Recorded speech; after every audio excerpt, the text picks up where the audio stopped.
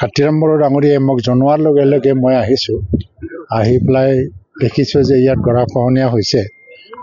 যোৱাবাৰো মই আহিছিলোঁ আৰু ইমিডিয়েট একশ্যন লৈ পেলাই পাৰ্কোপাইন দি কলিতা চোপা এইটো এই বছৰ অন্তত একো ক্ষতি হোৱা নাই।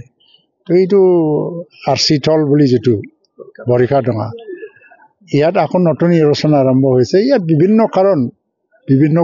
কাৰণ এই অঞ্চলত এটা মথাউৰিয়ে দিয়া হ'ল ৱাটাৰ ৰিচোৰ্চ ডিপাৰ্টমেণ্টৰ পৰা। সেই সময়তো মই আমাৰ খাতিৰাম বড়োৱে কোৱাৰ কাৰণে মই লিখি দিছিলোঁ পীযুষ হাজৰিকাক, ইয়াত মথাউৰি লাগে। আৰু পীযুষ হাজৰিকাই এইটো চেংচন কৰিও দিছে। মথাউৰি বনি আছে, এতিয়ালৈকে সম্পূৰ্ণ হোৱা নাই। 13 কিলোমিটাৰ মথাউৰি।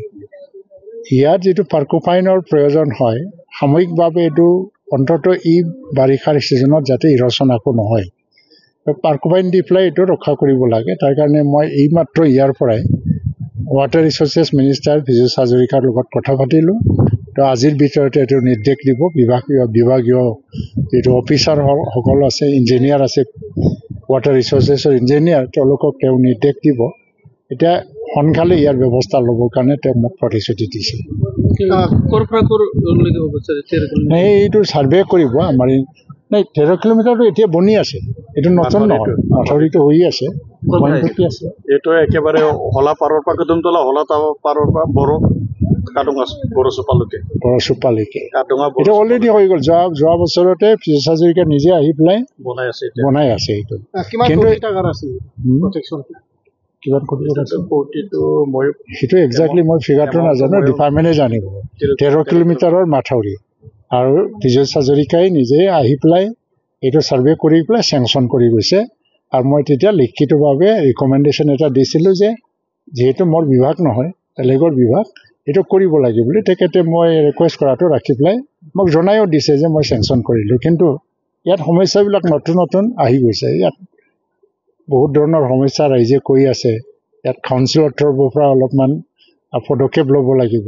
যেনেকৈ শিল বালু যিটো ফাক্টৰ, এইবিলাকৰ মহল তহল আছে, মহলৰ দ্বাৰাও বহুতখিনি সমস্যা সৃষ্টি হোৱা বুলি ৰাইজে এটা অভিযোগ দি আছে। মই ভাবোঁ যে আমাৰ ফৰেষ্ট বিভাগ BTCৰ পৰা তাত এটা তদন্ত কৰিব আৰু ব্যৱস্থা ল'ব বুলি মই ভাবোঁ।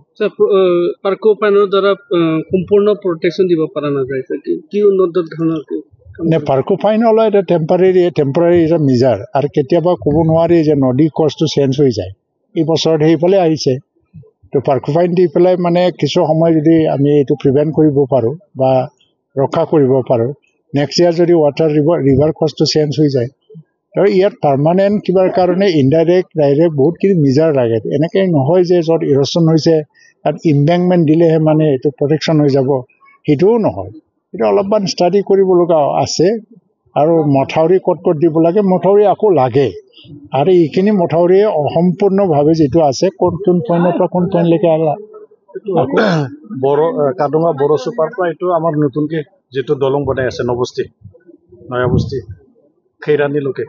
খৈৰাণীলৈকে, এই মানে বড়োচোপাৰ পৰা খৈৰাণীলৈকে যিটো মথাউৰি লাগে, এইটো এটা প্ৰপ'জেল আছে। এইটো কেতিয়া চেংচন হয় তাৰ কাৰণে মই নিশ্চয় কাম কৰিম আৰু ব্যৱস্থা ল'ম।